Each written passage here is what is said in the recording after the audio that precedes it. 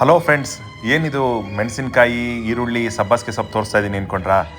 ಸಬ್ಬಸಿಗೆ ಸೊಪ್ಪಿನ ಬೋಂಡ ಯಾವ ರೀತಿ ಮಾಡೋದು ಅಂತ ತೋರಿಸ್ತಾ ಇದ್ದೀನಿ. ಬೇಕಾಗಿರುವ ಸಾಮಗ್ರಿಗಳು: ಈರುಳ್ಳಿ, ಮೆಣಸಿನ್ಕಾಯಿ, ಕರ್ಬೇವಿನ ಸೊಪ್ಪು, ಕೊತ್ತಂಬರಿ ಸೊಪ್ಪು, ಮುಖ್ಯವಾಗಿ ಸಬ್ಬಸಿಗೆ ಸೊಪ್ಪು, 1 ಬೌಲಲ್ಲಿ ಕಡಲೆ ಹಿಟ್ಟು, 2 ಸ್ಪೂನ್ ಅಕ್ಕಿ ಹಿಟ್ಟು, ಸ್ವಲ್ಪ ರುಚಿಗೆ ತಕ್ಕಷ್ಟು ಉಪ್ಪು, ಬೋಂಡ ಸ್ಮೂತ್ ಬರೋಕ್ಕೆ ಸ್ವಲ್ಪ ಸೋಡಾ ಪುಡಿ.